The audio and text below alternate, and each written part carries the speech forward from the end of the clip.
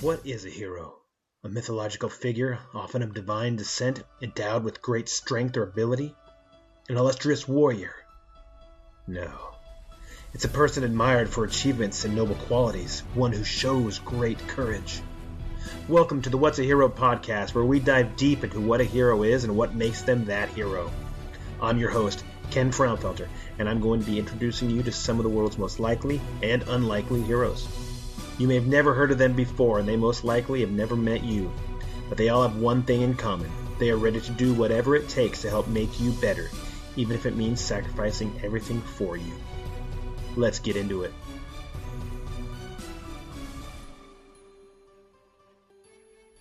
Welcome to episode 8 of the What's a Hero podcast. I'm your host, Ken Frownfelter. You know, I got to thinking the other day about what Frank asked me in episode 4. He asked me why I'm doing this. You know, what made me want to do this, or any podcast for that matter.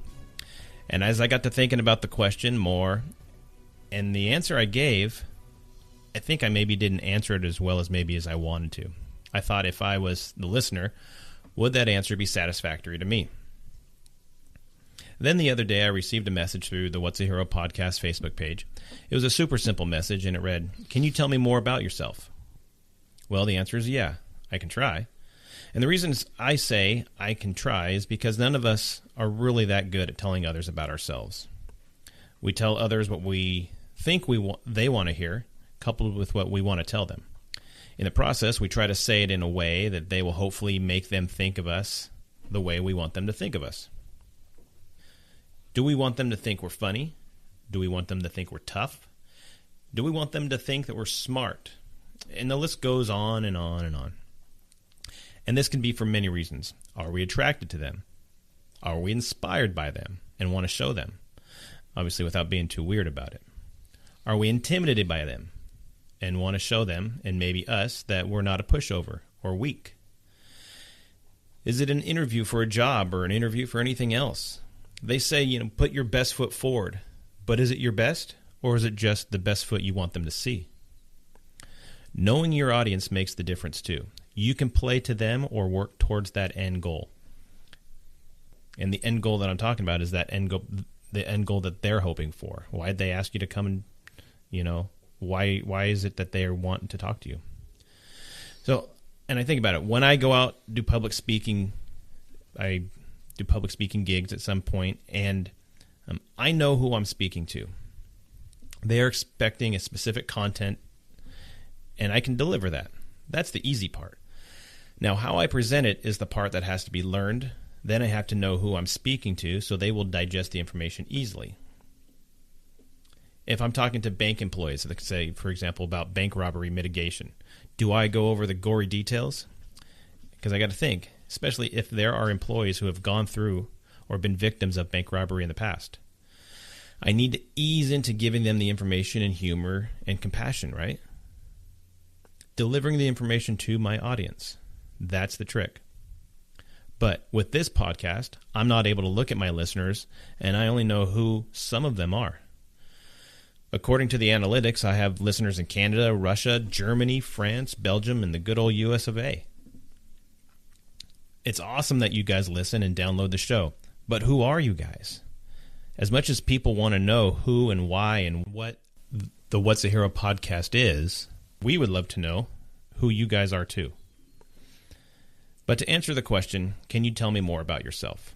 Well, I'm a Marine Corps veteran, 14-year veteran police officer, and I'm honored to know many heroes who have given so much of themselves to other people so they can be better themselves. I talk to people who have these awesome stories, and no one knows about them. Not the stories, but the hero. I thought, I need to get this information out there to motivate and inspire. The other thing I want to hopefully get people to see is the humanization of these heroes. The news does a bang-up job making sure society knows, that public knows, that those who served are corrupt, dishonest, mean, ugly, lazy, unfair, racist, and generally horrible people. I'm here to tell you and show you that they are not any of these things. They are here to give back and help the world be better for everyone. Which brings me to today's guest. He's a Army veteran and a 17-year-plus police officer, and a guy I have learned a great many things from. Welcome, George. Hello, Ken. How are you today? I'm doing well. Thanks for coming and chit-chatting with us on the What's a Hero podcast. You are very welcome, sir. So, before I pressed record today, I asked you how long you've been a police officer, and you said 17 years, and then you started looking up. It'll be almost 17 this year. This year will be 17, but then I did military police, so almost 17 years in the civilian world, and then I did 5 years of active duty as an MP in the Army. So you got 20 plus years as being a police officer, at least. In that type of position. Okay. Well, and in that year, and in those years, you've learned and done a million different things, I'm guessing. Yeah, done just about everything. Well, let's go back then, since this is what we are known for doing. Let's go back before this happened. Who's little Georgie? Little Georgie.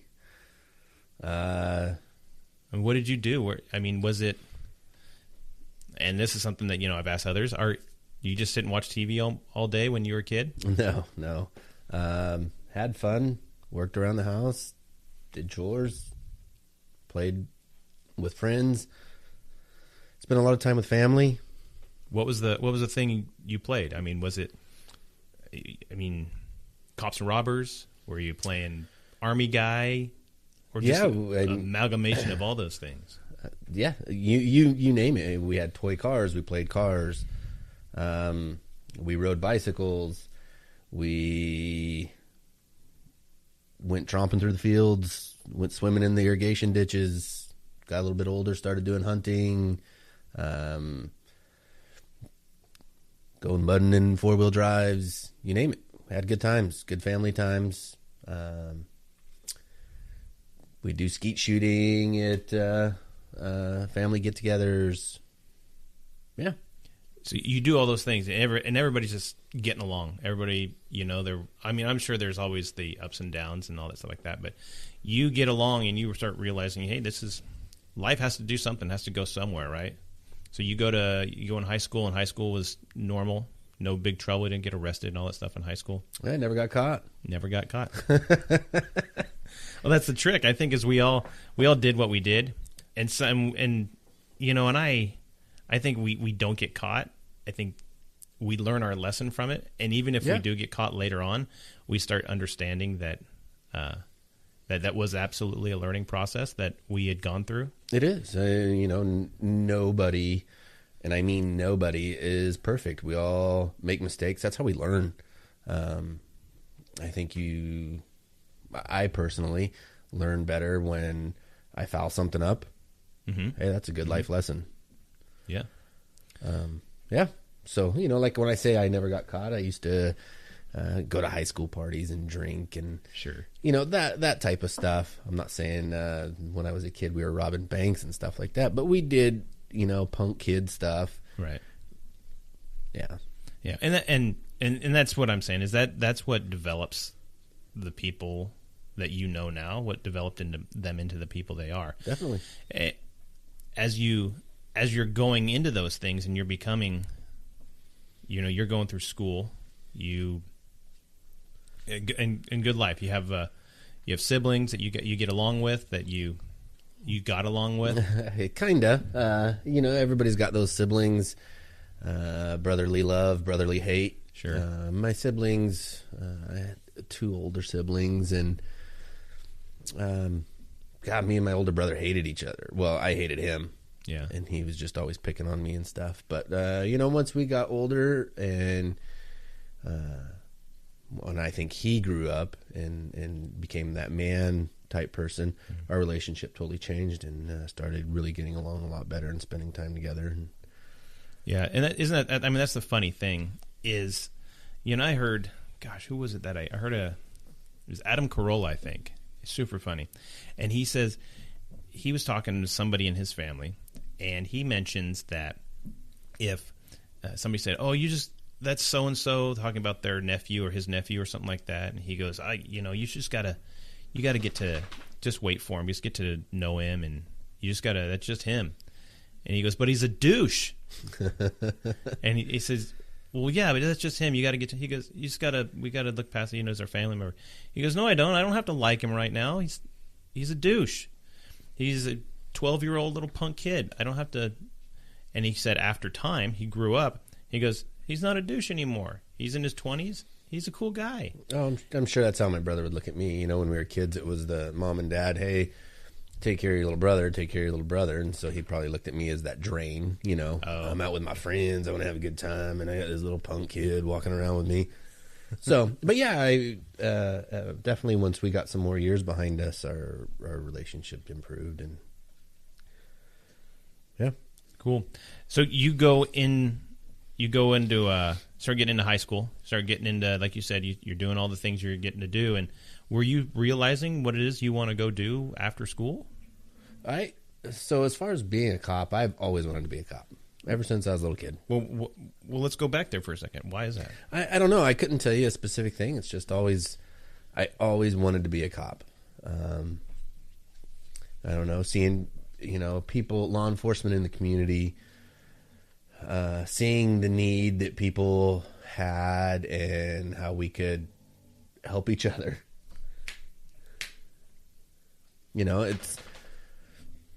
I can't point to one specific thing as why I wanted to be a cop, but I remember from a young age always wanting to be the police officer. So, I mean, what would you do to work towards that, or would you do anything to work towards that? Just watch every cop show you could think of as a kid, or would you? No, it was just always there was something in my head. When I finally took action on it is when I was in those high school years.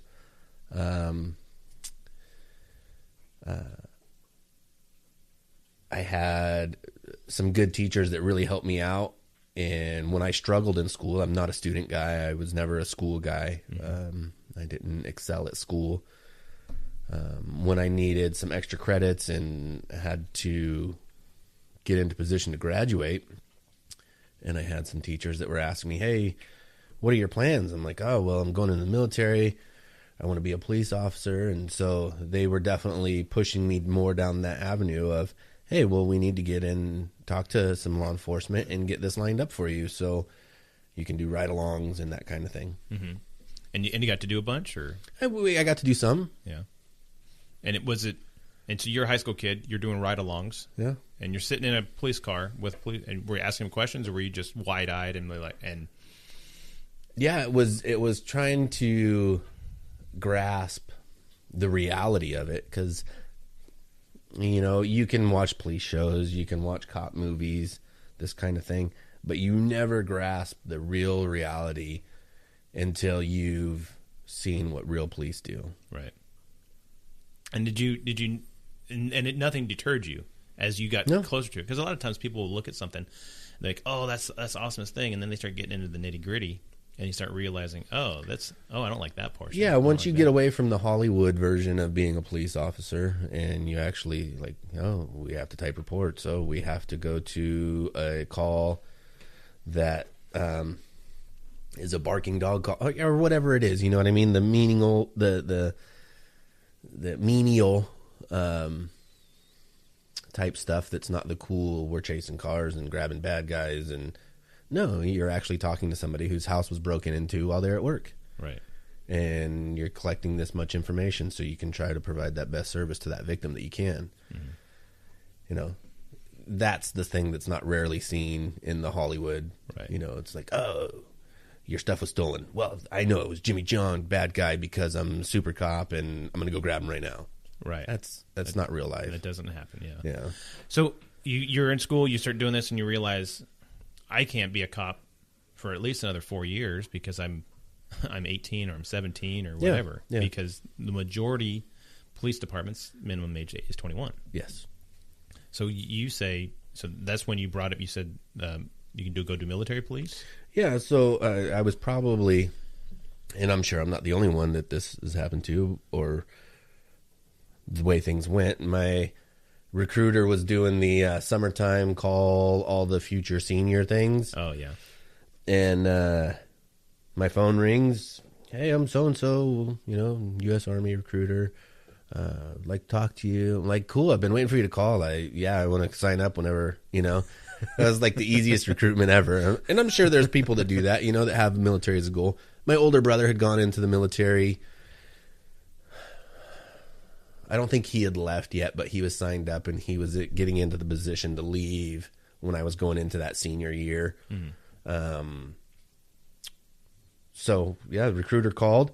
My brother actually got to go into the military as an E2 because he helped recruit me. Oh, right. So he yeah. Yeah. Uh-huh. So he got a couple extra bucks and mosquito wings. And, it was an easy recruitment. It was a goal I wanted. I went down and you go through and you do all the tests and you go and do the physical and all that stuff. And they're like, oh, well, this is the job for you.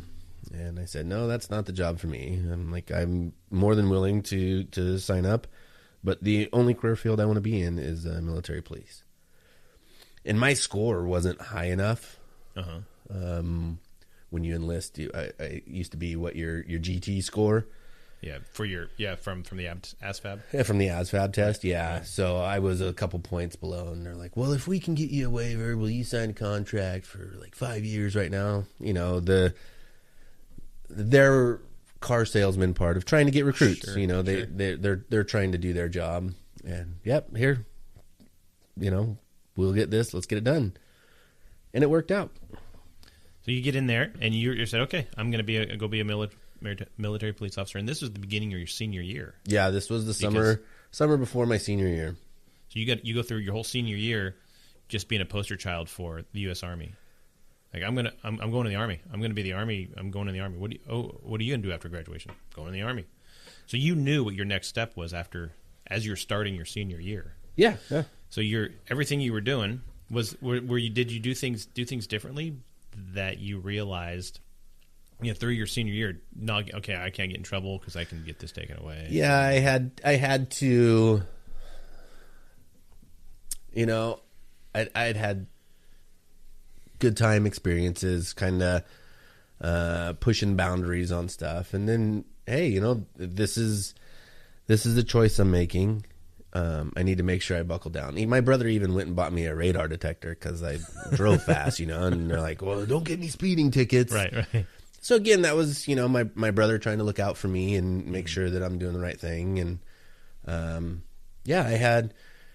I had friends in high school that smoked weed and stuff. And I used to go to parties and hang out. And yes, I did underage drinking.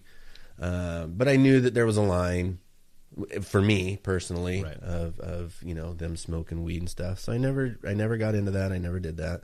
Mm-hmm. Trying to grow up more and make better decisions. Right. Make sure that I was doing the right thing. Right. And it's kind of funny, as you say that, I think about the majority of things that we do to become better. We have to make a conscious decision to do that. Yeah, you have to start drawing that line, like you see stuff in your life and your friends or experiences, and then you're like, hey, that's not okay. That's me drawing my line saying we're not going to do that because I don't believe that that's acceptable. It's creating that standard for me. Right. So as you've developed that and you've made that what it is, and you're beginning to make you who you are.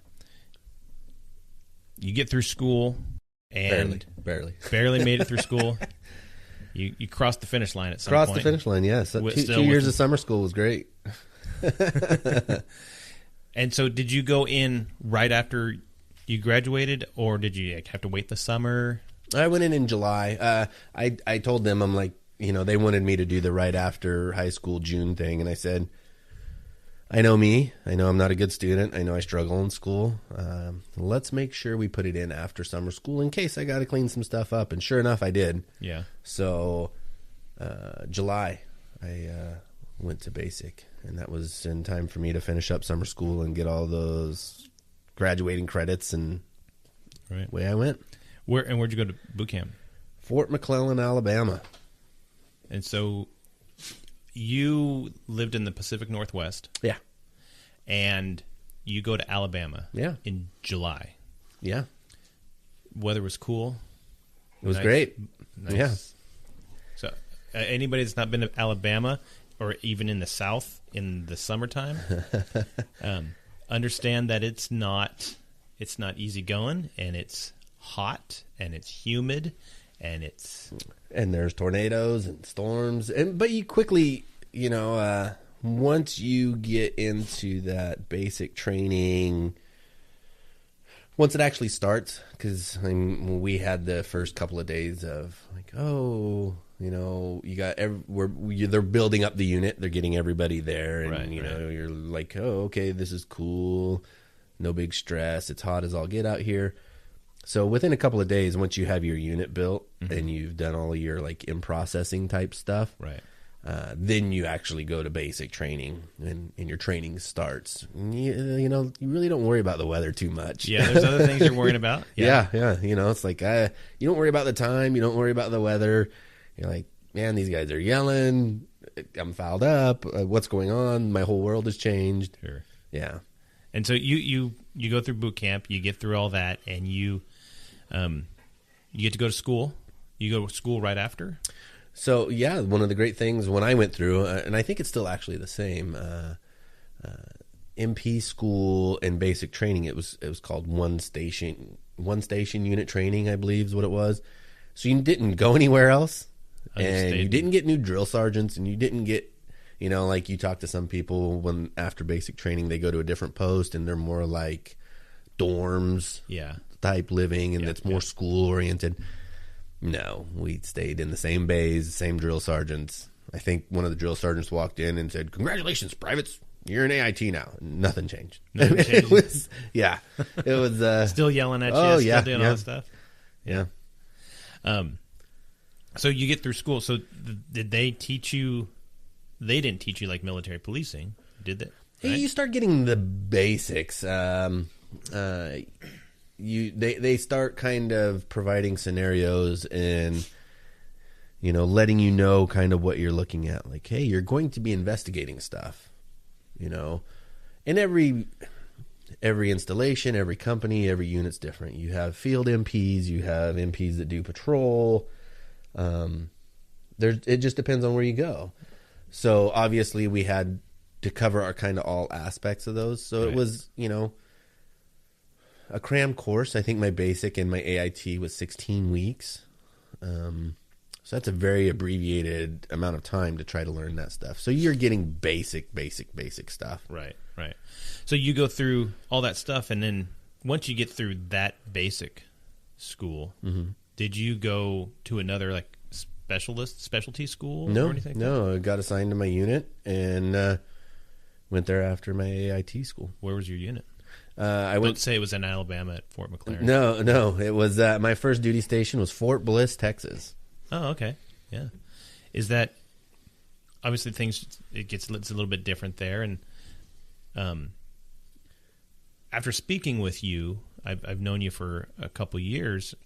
You didn't just stay there. You got to go all over. Correct. And not just the U.S. Yeah, thankfully, I didn't spend too much time in Fort Bliss. That wasn't a good place. Me and Fort Bliss didn't match well, and thankfully, I was there a brief period, and I got orders to go to Germany, and it was great. Absolutely loved it. Spent 3.5 years in Germany, so I finished up my active duty time in Germany. Yeah. It was awesome. So, while you were in the military, while you were in the Army, you had made some really good friends. And some people who have been lifelong friends. Yeah, and it's hard, going through the military when you're changing duty stations, and you meet these people, and everything's good. It's great, and then hey, this person goes to Hawaii. This person goes to New York. This person goes, I went to Germany. So it's kind of hard. You get those real strong friendships, and then things change, man. You meet anybody in there that you still know, maybe you live near? Not from when I was active duty. After active duty, I actually did a couple years in the National Guard. So that's obviously more of a local thing. So there's some guys that I know from the National Guard that are What about girls? You meet any girls in the Army? Tons of them. Any one specific? I met my wife when I was stationed in Germany. Yeah, it was great. Because she was in the Army as well, right? She was. Yeah. And that's where I was going with it. I was like, I'm trying to get you to come out. So, no, that's fine. But that's cool that you were able to meet her there, and you realized, hey, this person, I can spend the rest of my life with this person. And that's cool. That that's something that people don't realize is that, yeah, you get to meet all these people, you get to do all these different things, and okay, I'm going to go over there, I'm going to go to Germany, and then I'm going to come back to the United States, and then I'm going to find. She might just be right next to you. You never know who that person might be that's just right next to you. It's life. Life will just happen, man. Yeah. Whether or not you're ready for it too, or what you want, life happens, and things turn out good, things turn out bad. It's the way it goes. Right. So you finish up your active duty. Yeah. You go into the National Guard afterwards. Yeah, we got out of the Army. Again, my goal ever since I was a kid was to be a police officer. So did you do that 5 years like they told you? Yeah, when I went in, I think you have to do a total of 7. So it's like you have 2 years inactive, 5 years active. So I did my 5 years of active duty. Came time for re-enlistment. And this was a weird time. It was 2001. Mm-hmm. So I got out of the Army in 2001, July. You go through your battalion re-enlistment stuff, and I'm like, hey, what are you guys offering? And they really weren't offering anything. And I'm like, hey, we loved Europe. We loved Germany. Mm-hmm. Probably could have stayed there for a while longer, but they weren't giving any schools. There was no bonus. And I said, hey, well, I want to try to proceed in my personal goals of being a police officer. So we got out of the Army. We got out of active duty. Right. So you get in there, but you got back into the National Guard. You wanted to... Yeah, so... Because that was your... So, it's hard to express. It's hard to put your feelings on it. I got out in July 2001, and then September 2001 happened. Right. Kind of life-changing moment for me to see that happen to my country. And I had friends that were obviously from the military that it was time for them to get out. And the military does a stop loss. They're like, hey, we're not letting some of these people out because we need them. And I'm like, well, if we were so short, why didn't you guys offer me a little something and probably could have stayed in, Right. And then you see your friends going off, we did Afghanistan invasion and stuff like that. And it's like, hey, at that time, my whole adult life had been in the military, and right. You get this training and experiences, and you see your buddies going off and doing this stuff, and you're like, well, that's kind of crap timing on my part. I want to be with my friends. I want to do what I've trained to do. Mm-hmm. So that was a kind of a rough, you really don't know how to feel about that. Right. And then found out that the local guard unit was deploying, and obviously when I got out of the Army, I thought I would be a shoo-in at a police department, and like, I'd walk right in. They're just going to, hey, we want you to work. We've been looking for you. Yeah, that doesn't happen. Well, it doesn't happen with anything. Yeah, exactly. So misconception on my part, and again, not thinking things through all the way. It was hard. You're applying against a lot of great people that want to do the same career field as you and right. have a lot of experiences like you do. So I was not a shoo-in to be a police officer. It wasn't a guaranteed job. And, I kind of struggle with that.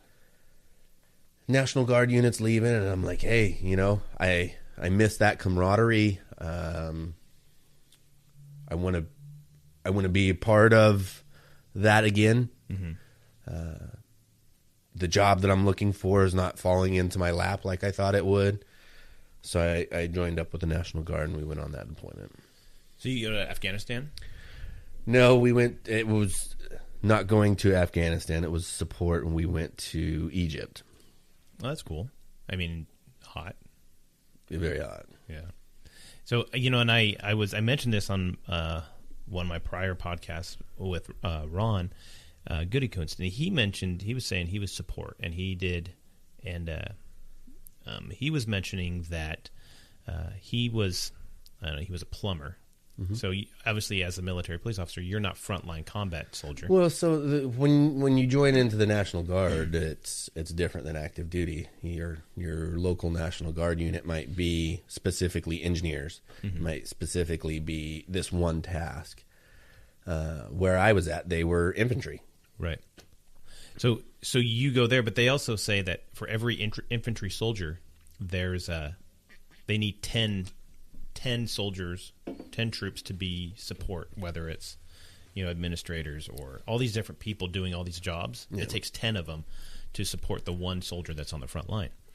So, and we weren't frontline or anything. We were in the Sinai in Egypt, and we were doing the multinational force observation mission. Mm-hmm. So it was not, it was doing something. It was feeling like I was still being involved, still had that camaraderie. Right. And what I'm saying is that, so anybody that says, "Oh, you weren't frontline," you don't understand that those frontline guys can't do anything without the guys in the back. Oh yeah. There's nothing that can be done on the front line that the back hasn't already prepped for. So yeah, everybody's got a job in the military, and to make things work, it's as simple as getting your food, getting your gas, being in combat. It's yeah. It's its own little world, and has to make everything work. Right. So you go to Egypt, you go do all that stuff like that, and you did your 2 years in the Guard? Yeah, I did my time in the Guard, and it worked out. And then I started going to school once we got back from the deployment. Again, I'm not a school guy, but I'm struggling through it, trying to make myself more appealing to a law enforcement agency. Right. Because I got to think, and what year was this? This was 03, 2, 4. So now it's, yeah. I went back in the National Guard. I think the end of 01, maybe beginning of 02. So it came time for to sign up in my contract again in 04. And it just kind of worked out perfectly. I was finishing my term in school. It was time to either re-enlist in the National Guard or not. And I had tested with the local sheriff's office and got a job. Yeah, nice. So the timing worked out really good. I was able to step right into that job, and I didn't have to shuffle around a bunch of other stuff. Right. I remember talking to a friend of mine back about that time. It had to be maybe 2005 or late 4. And, I was testing at all these different police departments and trying to get in, and the one thing that, a couple of tests I didn't pass or whatever, and I was just getting frustrated. And oh yeah, and he was like, oh yeah, no, me too. I'm trying to test, and all these different places I want to get in. He wanted to be a cop as well, and I said, the thing that really, I guess I know I'm afraid of, or the thing that's getting to me is, I don't have ton of military time, and it's been a while since I've been in the military, and I've been out, I've been raising kids and doing the family life thing. What do I have to offer those guys that like you said, I can't just walk up there and I'm going to be a shoo-in and like, oh, you look the part, get over here. Yeah. And so and then I got to thinking, man, because a lot of what was going on was starting to wind down a little bit. There was guys that were getting out because all the stop-loss stuff was kind of mellowing out, and people were starting to get released from contracts, and they were coming back into the civilian world. And I'm starting to think, man, the majority of my competition are all these vets that are coming back, and they want to be a cop as well. Yeah. So then I'm thinking, holy cow. So what I needed to do was step up my game, and, okay, you got to be better. How do you get to be better? And so you just start learning and doing a lot of failing in order to get better. So I know exactly what you're talking about, where you get in that frustrated zone where you're like, I know what my career of choice is, and I really want to get into my career choice, but does my career choice want me? Exactly. Right. And I had those moments, it's like when I got back with the National Guard, I had that conversation with my wife. do I want to continue to try to be a police officer, which is something that I want, but it doesn't seem like the career field or the job opportunities are falling in love with me. Right. It's like, well, what else do we look at? It's like, and that's why going to school helps you maybe open up, going to college maybe helps open up your eyes a little bit to other things in the world. And then again, you're an adult, you see the other jobs and the other professions out in the world.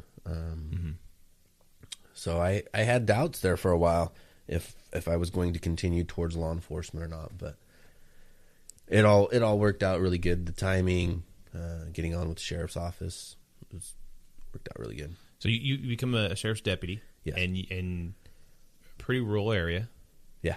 And you get out there and you're just gung ho. Well, it started at the jail.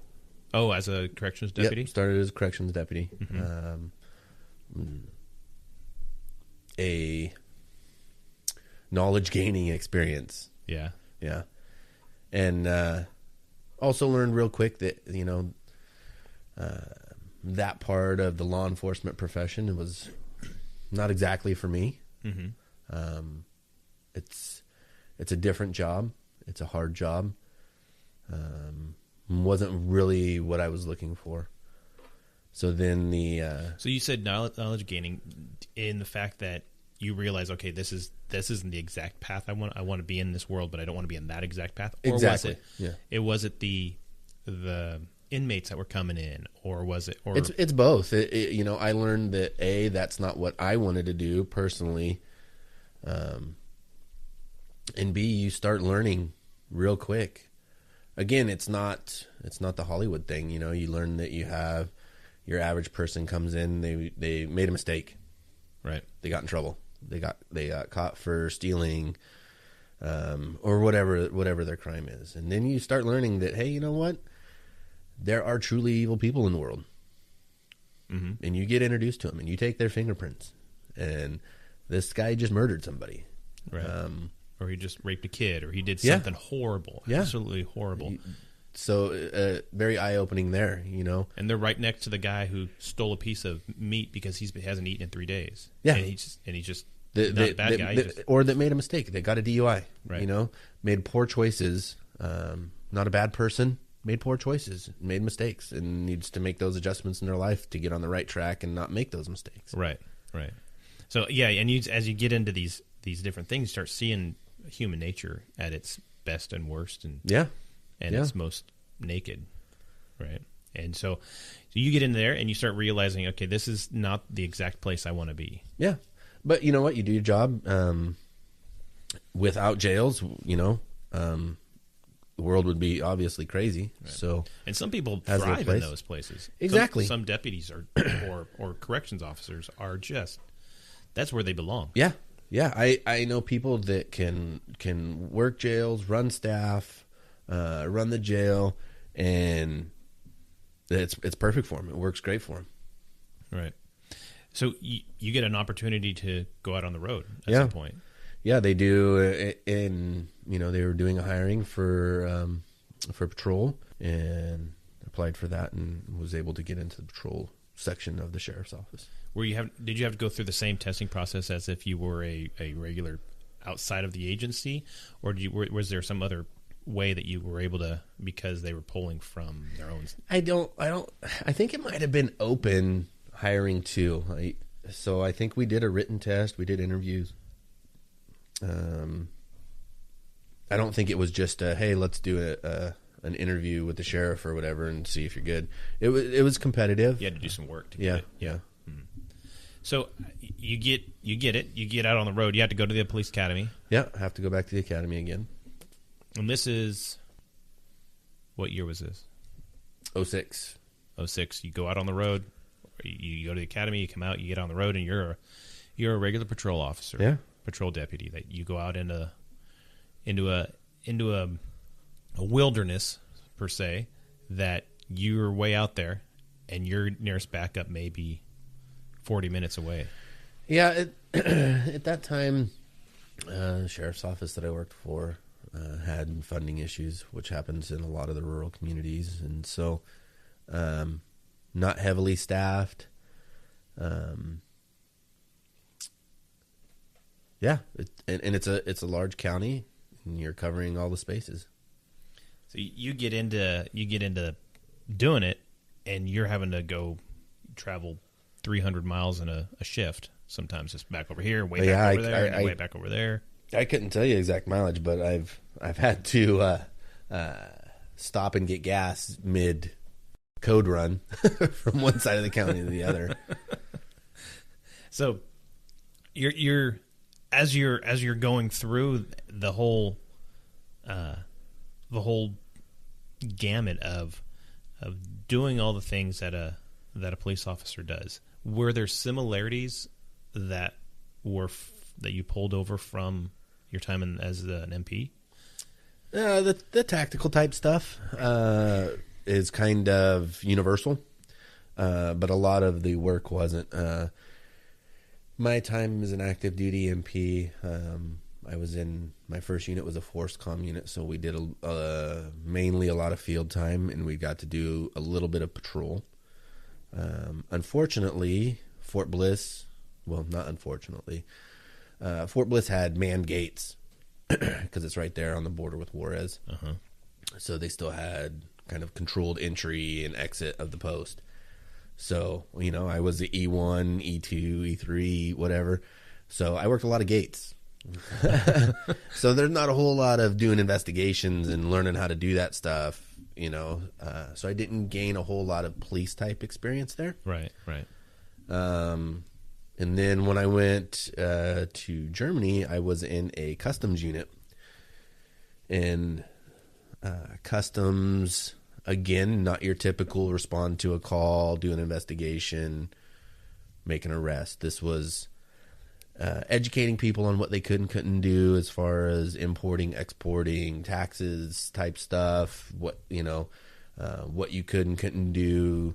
In Germany, you had alcohol was controlled, gasoline was controlled, cigarettes were controlled due to tax issues. Right. What you could get in Europe but couldn't take back to the States. So there's a lot of briefings, educating people, making sure that we're checking their stuff that's coming back to the States, so they don't have any of this illegal stuff that's illegal in the United States but not in Germany. But so it didn't necessarily translate over to it wasn't being a patrol deputy. Yeah, not the same exact thing. Right. But I guess there's that portion where you got to learn how to read people. You got to still kind of understand the human side of people, or did you learn the majority of that in the jail? I don't know. It's learning how to talk to people and work with people. I think everybody develops over their lives in general, but the dealing with more of the criminal element of society was definitely that interaction at the jail. Yeah, was the big introduction to it. Right. And so as a patrol deputy, you're not, and especially one that is an entire county where there's a freeway that runs through it, and there's back roads, and there's logging roads, and there's all these different things and all sorts of different types of people that you're going to run into. There's things that you'll experience that others will maybe not necessarily experience if they're just a regular city cop. Or exactly. I have friends that I had in the military and friends that I've had through life that are maybe work law enforcement elsewhere. Like I have a buddy that works at LAPD, and he could not understand how I did my job when there was no lights. You know what I mean? He worked in a city, concrete city. There's lights everywhere. There's sidewalks. There's curbs. There's, right. And I worked out where there was no lights. Very rural. Very, very, very rural. People may not even have electricity at their house, like much less TV or anything. So much less lights, but there's no. So totally different experiences. And, I definitely enjoyed working with the sheriff's office. It was, I grew up in a very, very rural area. So it worked really, really good for me. I understood the people, the citizens, understood their struggles, their thought process with life, because it was how I was. Right. So the first time I guess I met you multiple times in the jail, because I think you had to go back to the jail, but at a certain point, and we'll get to that in a little bit. But I remember hearing about you long before I ever met you. Yeah. And I think, and actually I know, our wives were friends long before we'd ever even met each other. And you can't believe everything you hear. I mean, those stories are stories. Yeah, I mean, we're putting that out there right now. This is disclaimer time. Some of the stories you hear are sometimes just stories, but I don't mean it in that way, George. What I mean is, I remember our wives. They played softball together. Yeah. And they were done with a game or whatever, and your wife was walking together with her to our cars, and her phone rang saying, "Oh, hang on, it's George." And I knew of George because I'd heard of George, but I had not worked with you. Yeah. Or even much less met you. And I remember her being on the phone. Okay, yeah, okay. And then she hangs up. She goes, "Oh, he's gonna be late. He just picked up another Dewey while we were talking on the phone." And I'm like, "Look at this guy. He's on his way home. He's talking to his wife, and he makes a traffic stop all at the same time." So I was like, "Well," and that's when I really that was one of my first memories. I'd heard of you and I'd heard your name, but that was first knowledge of you and your work ethic. That, I got to do something. I want to go home, and I got my wife's on her way home. Dinner's going to be ready. Oh, sorry, I've got to go do a call that's going to take me the next 2 hours, at least. So, I was like, look at this guy. He's a go-getter. As I got to know you, and as I got to learn who you were, I think I've learned a ton of things from you that I don't think you even realized that you were teaching. There was a conversation that we had one time, and and this is going to be one of those conversations that paints me in not a positive light. And I had made a comment about something, and I had said something, and it was very derogatory, not derogatory in a grand scheme of things, but more in a personal way that shows my ignorance and my stupidity. Yeah. And you pulled me off to the side. We'd finished whatever call we were on, and you pulled me outside. It was, had to be 2:00 in the morning or something like that. We were working together. And you said, "You're going to need to think about the words that you say that come out of your mouth. You need to consider changing some of the words that you say." And I got to thinking, what do you mean by that? Because the derogatory comment that I made, I hadn't even thought of it as being derogatory.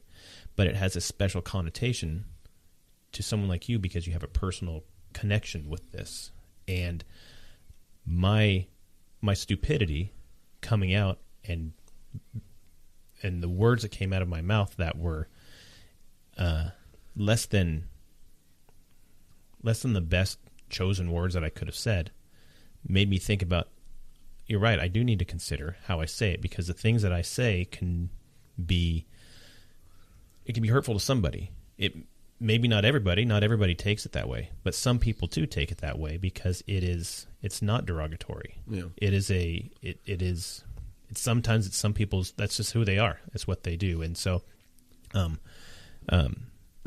if this is somewhat misunderstanding, it's because I'm trying to say this as, I guess, diplomatically as possible without, but I'm still, I still want you to understand that had you not pulled me off to the side at 2:00 in the morning and mentioned to me that I need to consider the words that I say, and this was, had to be 7-8 years ago or something like that, you mentioned this to me. But had you not said anything, I would have continued to just put my foot in my mouth and talk stupid, and not consider the things that I say. But as we grow, we have to have those moments. Yeah. And we have to have those times that people pull us off to the side and say, you need to consider the things that you're saying, and not saying it in a way that I hate you now, and we're not friends, and I think less of you, and we're all dumber now because you have spoken. you know, there's not that. There's that I'm your friend, I love you, and I want to see you be better. So I want you to consider these words that I'm telling you. And I have to be able to throw my ego out and say, well, what are you talking about? There's nothing wrong with that. There is something wrong, and here's the things that are wrong with it. And if I throw my ego out and I'm able to look at it and say, you're right, I didn't see that. And if I can take that and push my selfishness and push my ego out of the way and let somebody speak into my life, that makes a huge difference. And you did that. You made me think about the things that I say, about the way that what I say, how that affects people. It may not affect the person directly. It may affect the people who are closest to them. And by doing that, I understood that, well, by doing that, that just made me, that was one step in becoming a better person. And I'm not the best person in the world, but what I do know is that I don't do that. And that I have that knowledge, and I have that experience, and I have that betterment of myself. The growth. Yeah. That I can now share with somebody else. Yeah. Because had you not said that, I would have probably still continued to be stupid and say things that, not think about what I was saying before I said them. Yeah. So our entire lives, we gather information, even from the time as a child, and you gather what's around you. And that's where you always try to improve, try to make yourself better. And then as you have children or whatever, you try to create things that are better for them. And share that growth, that history that you have, and the knowledge that you've gained. It's very, very important. If we don't share that information, we don't continue to grow, or seek self-improvement, what are you going to be, Right. Exactly. It's exactly right. And that's what, and I mentioned it in the opening portion, we put this foot forward that we try to want everybody to think of us in a certain way. Are we trying to be funny? Because I know that I've got family members who are just hilarious, and if I could be like them, so I'm trying to try this out, and then you put your foot in your mouth or whatever. But these experiences that we are, because we have this idea of who we are. But if we could just get the idea, understand what how do people see us? What do people see us as? And I've mentioned this as well previously, and I think I mentioned it with Frank. What is, you want to impress people, but you don't want to impress people. You care what people think, but you don't care what people think. Yeah. And so that's just it. So when you're going forward, I want you to think of me in a certain way, and you're like, well, I think of you like this. Well, I don't want you to think of me like that. But I like you over here. But I like you the way that you, who I know you to be. Yeah. I know. Well, I want to be better. Well, I want you to be better too. So if you're going to change, just be who you are, but be a better who you are. Okay, that totally makes sense. And so, yeah, you had a profound moment in my life that had that night. Whether you think about it or not, that night had a huge impact on the beginning of some solid growth in my life. So good. I just want to thank you for that, George. You're very welcome, man. Yeah. So, anyways, getting back to your time as a deputy, you've seen it all. And you mentioned this before too. You've seen death, and you've seen people at their worst. You've seen them at their absolute best. Yeah, I had, and it's hard sometimes for law enforcement. We deal with so much negative stuff that it drags on you, and you only see the negative part of society. The only time in some parts of the career field, sometimes the only time you deal with a regular citizen is when they're a victim. And a lot of times, obviously, that's not their best day. So they're upset. They might say some mean things, and then you're like, well, wait a minute, you're supposed to be the non-criminal, and you're talking like this. So it can drag on some people in law enforcement where you really get into that, who am I protecting? Is it, I don't deal with any good people. Mm-hmm. And like I said, I can really consider it a privilege. Is I did a contract for a small town, and I got to deal with everybody in the small town. Right. The criminal element, the homeless element, the business owner element, the regular 9-to-5 Joe element. Got to deal with everybody, and it was really good, and it really helped me and improved me as a police officer. Again, you're not only dealing with the bad guys where you're snatching them up and taking them to jail because they're a bad guy. It's like, hey, let me address your problems. What issues do we have over here? I'm going to the schools, talking to kids. Right. It got every part of our world, right? Not just the criminal element part of our world. So it was really good, and it helped me expand, again, the growth in your training, your experiences, your life. So it was awesome. It was a great time in my career. All right. So, you're mentioning you're doing that, and you're contracting, you're doing all that. You're not doing that right now. What happened? What changed? I loved that part of my job. The sheriff's office that I worked with, again, sometimes it's very difficult because you're working for a sheriff, and that's a political position. Right. It's an elected position. Sometimes you work for a politician. Yeah. And that can be difficult. We also had financial issues in the county that I worked with. Mm-hmm. Lack of funding, stuff like that. So I worked there for almost 10 years. And like I said, one of the highlights in my career was that contract time I had. Enjoyed everything about it. Taught me good life lessons.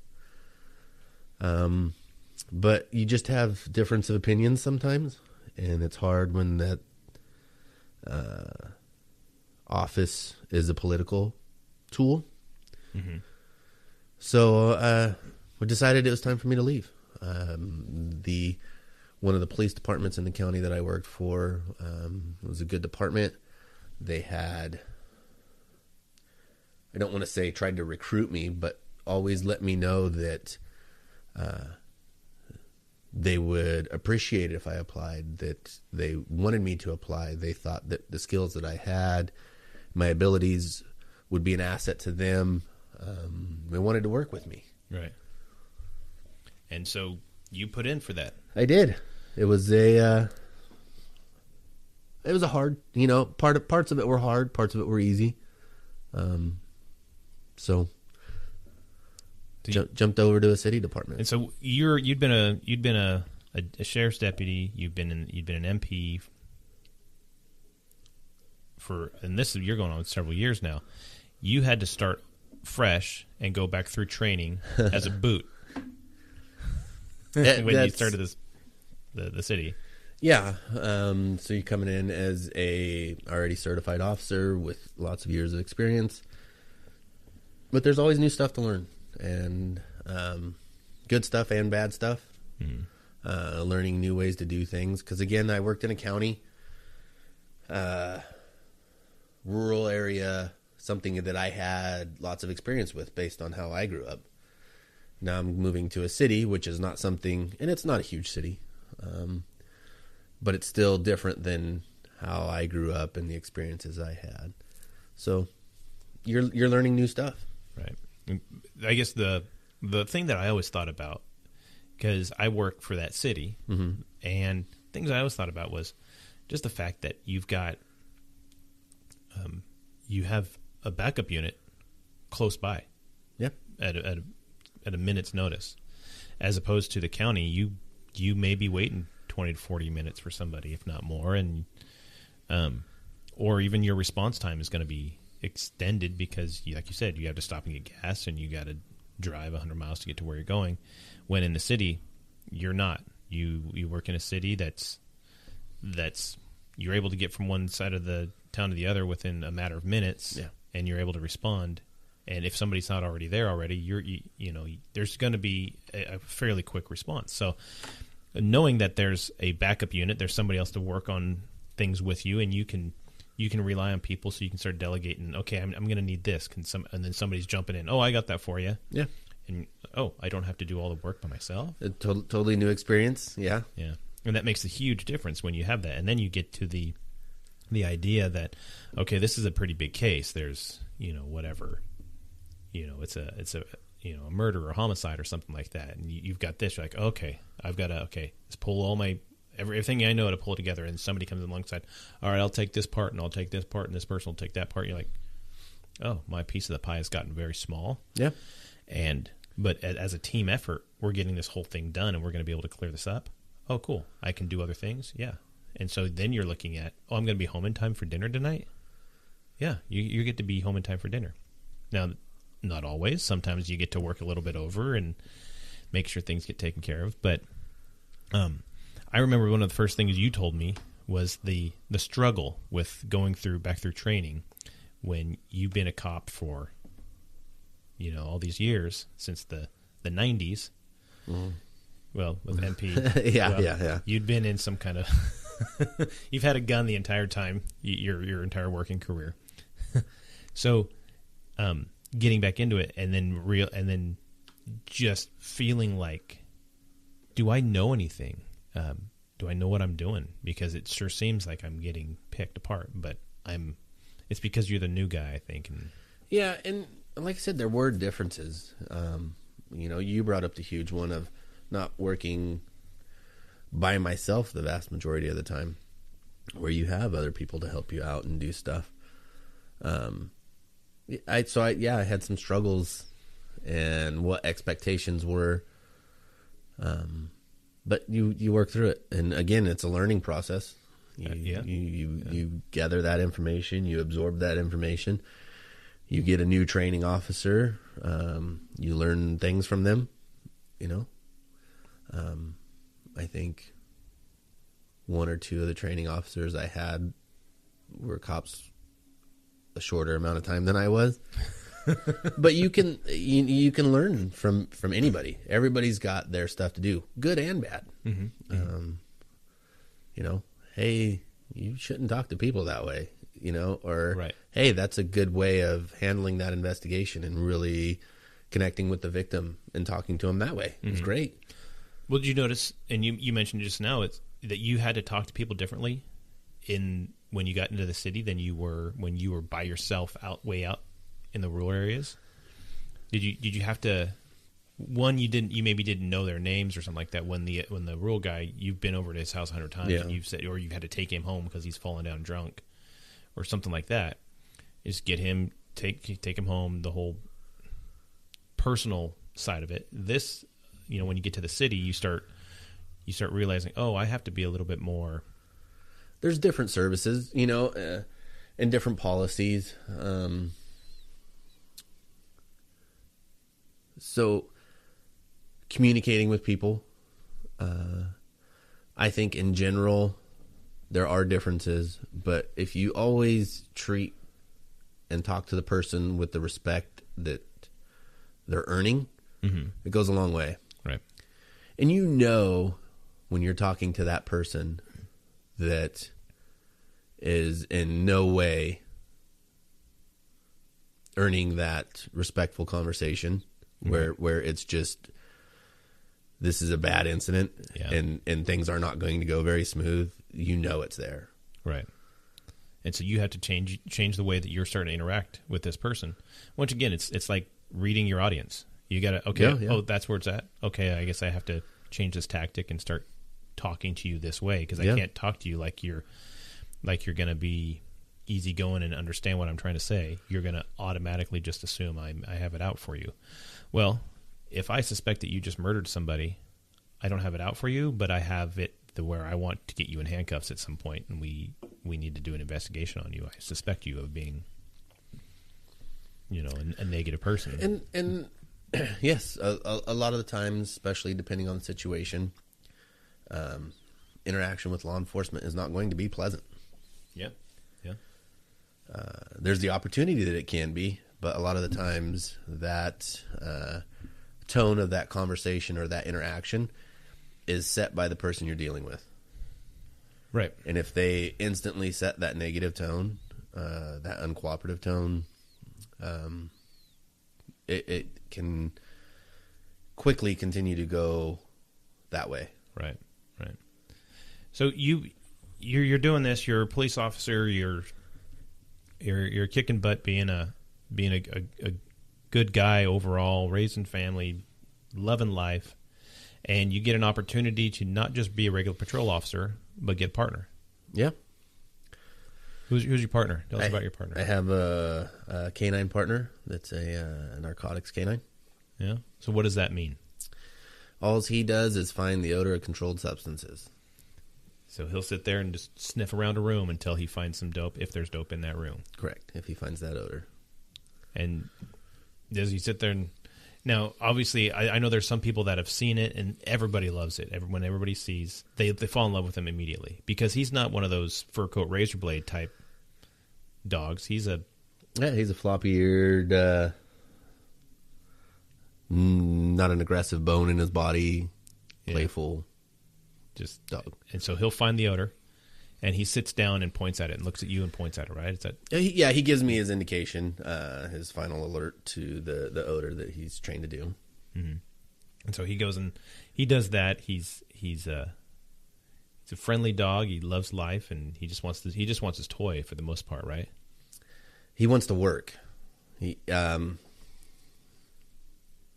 toy's his reward, in which he obviously wants, but he knows that he's got to work to get that toy. He's got to find what he's trained to find to get that toy. Mm-hmm. We also have regular playtime, playful fetch, where he doesn't have that expectation that he has to work. This is just burn off energy, have fun, right? And so he gets to go do that. So you're a canine handler, patrol officer, and you do patrol, and he goes with you on your patrol, right? Yeah, he's with me all the time, lives at my house. We handle every type of call, in progress calls, cold calls, you name it, huh? Yeah. So as a police officer, you don't work all the time.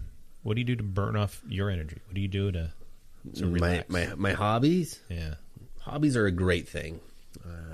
Anybody, no matter what your career choice is, whatever your lifestyle is, I would definitely recommend that they have some kind of hobby.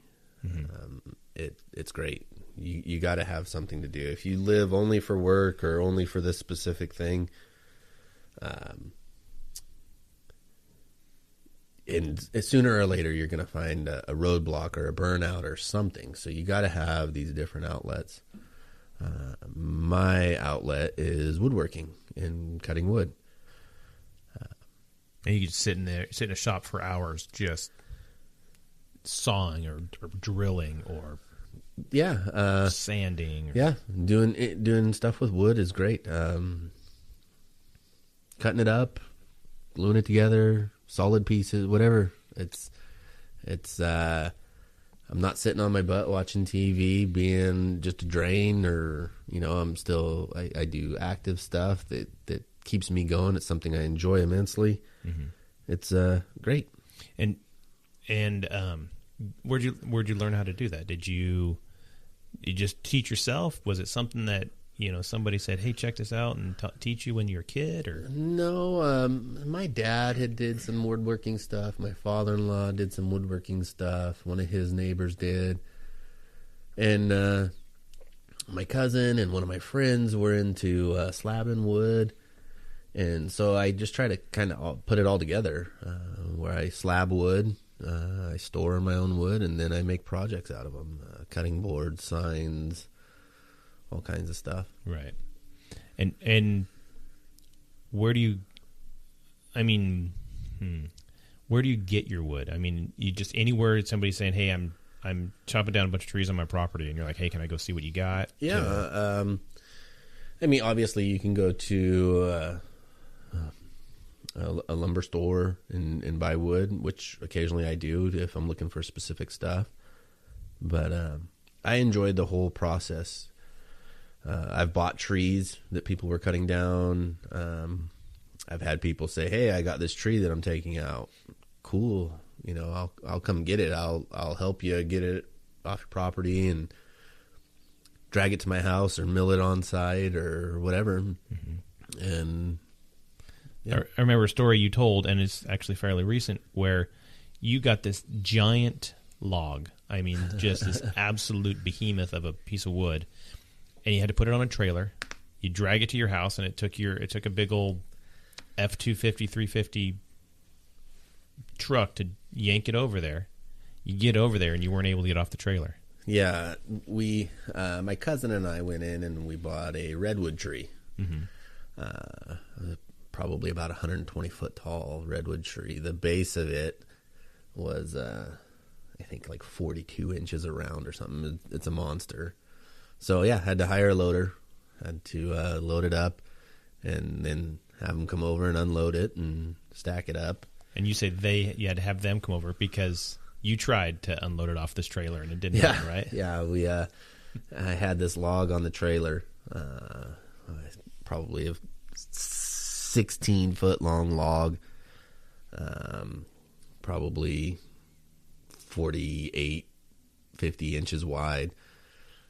Weighed quite a bit, and we tried moving it with a tractor and to get it unloaded and pulling it off, and that just didn't work. So everything you could think of before saying, okay, I'm going to need the loader to come back and pull this thing off the trailer. Yeah. From backing up and slamming on the brakes to that didn't move anything. That log was not moving, and we had a bunch of them. I think we ended up with like 9 logs out of that tree or something. That's pretty cool though. And so in redwood is actually, that's when you get that milled and the grain on that, it's super pretty, right? I mean, it's just and it's definitely beautiful wood. It's very unique. Most of your old mills are built from redwood. It's fire resistant, and bugs don't like it, and it's absolutely beautiful stuff. And you can get, you get right trees, you can end up with a 56-inch wide slab, and that's essentially the size of a table, right, out of one piece of wood. So you're seeing all those grains, all those little knots. It's beautiful stuff. I love wood. Yeah, and you can go in. We can have an entire episode on just wood and wood grain and knots and either whether gluing it together or, like you said, one slab or something like that. So a great hobby. Like I said, everybody needs to have some kind of hobby, something to do with their time, especially as life changes. Things come up, and if you have that hobby, that way to relax, get your mind on different stuff is absolutely great. Right. So, you talked about, your childhood. You talked about, going through school and kind of being barely making it through school and then getting in the military and then becoming a police officer. And, in my experience with you, I find you to be one of the most honest people I know. Where did that come from? I don't know. I don't know. It's just and not just honest, like I tell the truth, or at least I don't lie. It's not that. It's the you're honest with people. You don't once again, you care what they think so much that you don't care what they think. So that now you're honest with them, and you can be in where that what you're saying to them, they know that it's not coming from a bad place, that you're not trying to be mean. People see you and be like, nope, George is telling me for my own edification. So where does that come from? How does somebody get that? I don't know. I don't know the easy answer. I have been told sometimes I'm honest to a fault. Yeah. Right. And there are times that you're like, okay, that's George. Whoa, that's too much. I need you to. Yeah. It happens. I don't know. That's how. I guess. Again, talking to people, and my expectations. I believe it's respectful to tell people the truth, whether or not it's a good or a bad truth, and I would hope that people would talk to me that way. Mm-hmm. So it's just the way I am. Right. I remember somebody telling me one time, they said, you need to always tell the truth, but you need to do it in love. And what they were meaning by that is that, yeah, you don't, let's take somebody's hair, for example, or if a woman says, hey, does this dress make my butt look big or whatever? Does this make me look fat? You be honest with it. Yeah, you can be honest, like, yeah, sure does, or no, your hair is horrible, something like that. Do you go into that? But not always, because you want to say it in love. So that's why there's a lot of times you're like, well, so you have to kind of weigh that. Where's the diplomacy in it? Yeah. So, but there's that sense that, yeah, you want to tell people the truth and you want to tell them in love, but where does that come from? Is that something that in life you realize, if I don't, one, maybe nobody else is gonna, or two, I just think that it's better. I've seen all the examples of how things work out if it's not said in love, or if I don't say something to this person because I care about this person. I don't know what to tell you, Ken.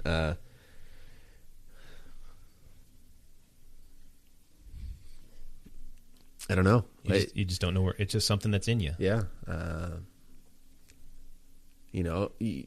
Trying to be respectful of people's feelings. And obviously there's different moments. But I think people appreciate the truth, and that's, hey, if you're asking my opinion or if I have to tell you something, it's just better if it comes out the way it is. Right. I had, just the other day we had a death investigation, and this lady's trying to ask these questions, and she's telling me this stuff, and wasn't my case, it wasn't my investigation. I just stopped in to help for a brief period, and she's asking me this stuff, and I'm like, hey, it's really not my place to tell her that this person has passed away, and she's telling me all this stuff, and I'm like, hey, well, here's the truth, and it's obviously not what she wanted to hear, but it's like, hey, you need to know. Right. So here it is. Well, I mean, because sometimes it's so much easier just to lie or say, no, everything's fine, blah, blah, blah, or whatever. But it's so much easier. And there's people that have no qualms about that. They have no problem lying to somebody bald-face, and the consequences that come with it, they don't care. They'd be damned. They don't care. But, and I think, and I don't know, that there's some people that just can't do that will not lie, and they're not good at lying. I'm not good at lying. Right. Yeah, I'm sure this lady was looking at me while I'm trying to avoid her questions, Right. Again, because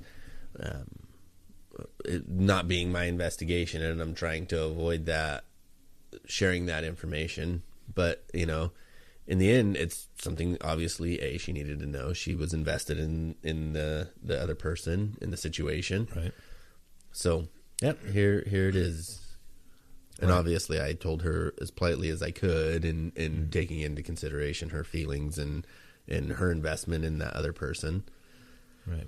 Because obviously that comes from somewhere. The fact that we want to help people to the point where, but we need to consider them. So I can't just say, hey, this is for your own good, and I want to help you. So here's the problem, and then you drop it on their lap, and now they're in worse shape than they were because it was presented so harshly. Yeah, well, sometimes you have to do that though. Sometimes people need that parent that's making poor choices with their child and making poor decisions, and just expect the police to fix it. You know, yes, I'm here to fix it, but how are we going to stop this in the future? You're going to stop this in the future by being a better parent and making better choices for you and your child. Right. You know? Right. And sometimes it's not what they want to hear. Sometimes it's not the friendliest, you know, application of information, if you want to say. Right. You know, where you're telling them these are the facts and you need to know this so you're making better decisions for yourself and for your child or whatever the situation is. Sometimes it's you know, not nice. Right. You know, and it's you know, something that Jeff had mentioned back in episode 3, where he said that it's just that inside thing that says, I want to go be there for other people, and I want to make sure that I can be helpful with them. And lying to people, and this is my own take on it, is lying to people never helps anybody. No. I mean, you can lie to people all day long, and you're not making anybody better. A negative never helps anybody into a positive position. But, you know, you are one of those guys that goes out of his way to make sure people are taken care of. You know, and that's really appreciated, and you should know that what you do is a right thing, is a good thing. So, so I guess my next question brings me to this next point, where when it's all said and done, when, you know, if you could have the opportunity to come back at your own funeral and somebody says, hey, I got one more minute and I'm going to bring George back to say one, that you get the final word, and you can say anything knowing that you have 1 minute to do whatever it is you want to say, whatever you want to say, with no consequences, what would you go back and say? Who would you say it to? What would you fix? Or if you could just leave everybody with one nugget of information, what would it be? I don't know. I think the people that would show up at my funeral already know me and already, you know, whether or not they think I'm that lovable asshole or whatever, you know, they, like you said, I'm an honest person. So I think people already know where they stand with me and how I feel about stuff, you know, good and bad, family or friend. But where do you stand with them? What would you want to give back?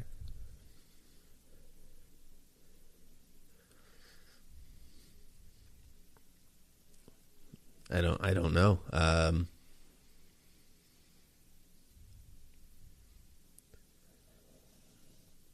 I think it's, like I said, I think it's something they already know, where I stand with them too. Just so there's nothing unsaid. So because, and I guess it's because you're so honest. Yeah, like I said, people already know where they stand with me. And again, kind of to a fault sometimes, I'm honest with people and tell them what I think. And right. Yeah. Well, that's, you know, I'm glad that I know you. I'm glad you're in my life, George. And if you weren't, you know, there'd be a little hole. There'd be a little, you know, blank spot where I, you know, things aren't, you know, missing something. So I appreciate you being in my life. And the fact that you came on today and help bring this podcast out there, you know, is this going to be the best one ever? I don't know. Sure, we're going to pretend that it is. We're gonna pretend this is. Don't lie to me, Ken. Don't lie to me. I'm saying pretend.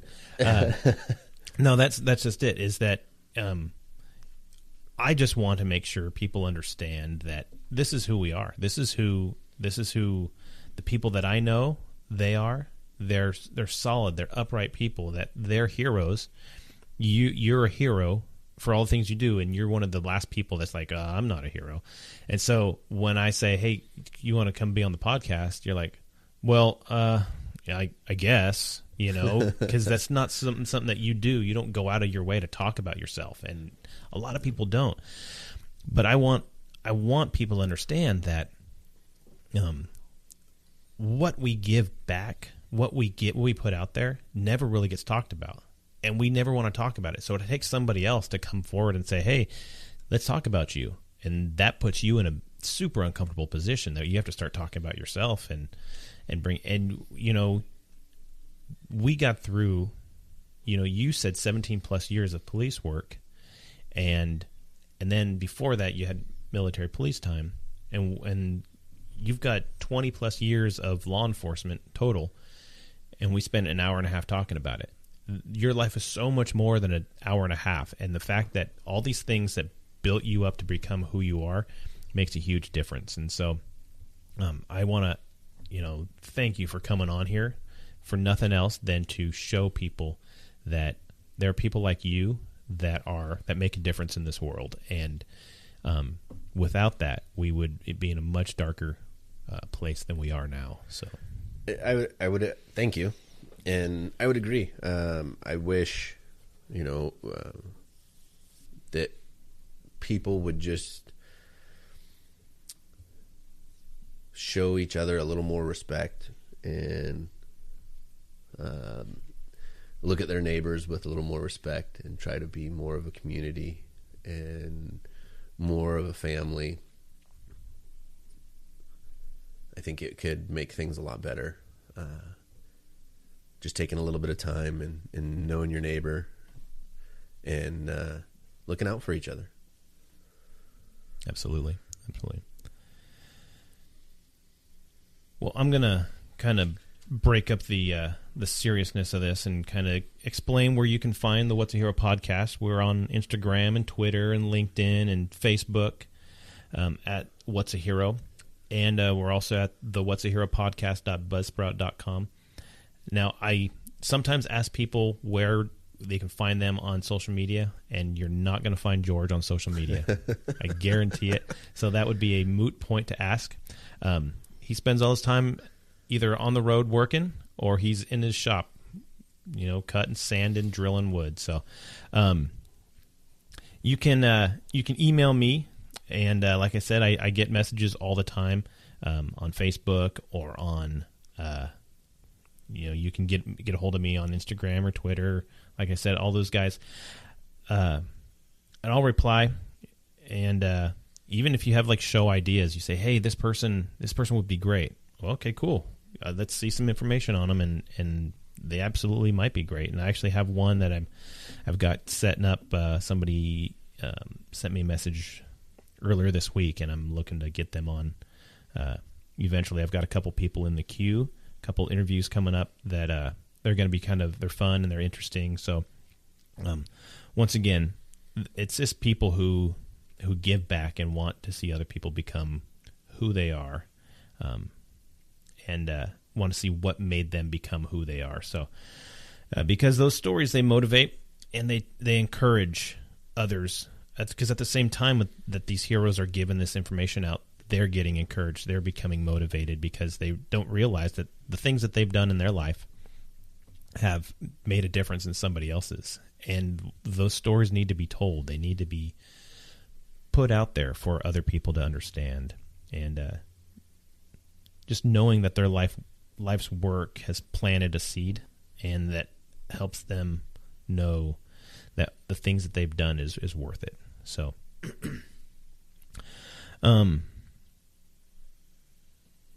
yeah, if you are one of those people that you're thinking, what am I going to go do? How do I be better? How do I do more? Well, first off, you got to start with basically being honest with yourself, and then be honest with other people, and that's going to be your first step to knowing who the best you is. Because I actually had a friend at one point. He asked me, or he was telling me about his dad, and his dad asked him, well, who are you? Why would anybody want to listen to you? And that's the exact question. Why does anybody want to listen to you? What do you have to offer anybody? And then follow up years later with, I saw somebody said, if you were to give a TEDx talk or a TED talk, what would you talk about? Are you able to put that out there? Are you able to, so understand who you are? And I think George has a solid grasp on who he is, that nobody has any question about that. But Go out and become you. Be honest with yourself. Be honest with others. And go out and become that person that can help other people and live your life in service to others. So I just want to thank all of our law enforcement officers out there who go out every day and give back to those people around them. I want to thank firefighters for doing the same thing, EMTs, our doctors, or nurses, and our veterans who are out there on the front line, just in the worst situation that you can think of, and not always getting the support that they need.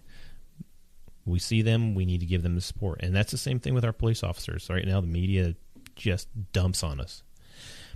But I'll tell you, there's not a single one that is sitting back, and at least not one that's worth their salt, sitting back thinking that what they are doing is not worth it. Nope, they're professional. They go out and they do their job because it's the right thing to do. It's how you help others. So thank you, everybody. George, you want one more final thought? Yeah, I wanted to add to that. Yeah, we have professionals that you've talked about in these career fields, that are doing their jobs, that are doing it to provide that service to make their community better. We have tons of people in the community that aren't professionals that also deserve those, the accolations, to know that we're proud of them. The person that takes care of their elderly neighbor, the person that's a coach and helps kids. There's tons and tons of people, good people in our communities that also deserve our appreciation. They do great jobs improving their community too, because that's what everything is. This is our communities. Instead of trying to profit off somebody or leech off somebody, they're trying to make it better. They're trying to improve the community. So there's tons and tons of those people out there, and I want to say thank you to them too and encourage them to keep doing it. Yep. And that's exactly who the heroes are. People that just give back, and they don't want anything in return. No. They just want to give back, and they want to see other people prosper. Exactly. Which is make their community better, make their neighbors better, their friends, their family, and I definitely want to keep encouraging them to do that too, because that's what makes our community a community. Right. And that's what hopefully I'm getting across with the podcast. Is that's what it is. Is I want to thank you, guys, for being who you are, and selflessness is huge. It makes a huge difference in somebody else's life, and it makes everybody better. So I want to thank you guys for listening in. I want to thank you, George, for coming and talking with me and being that positive influence in other people's lives. And until next time, we have been the What's a Hero podcast, and we are clear.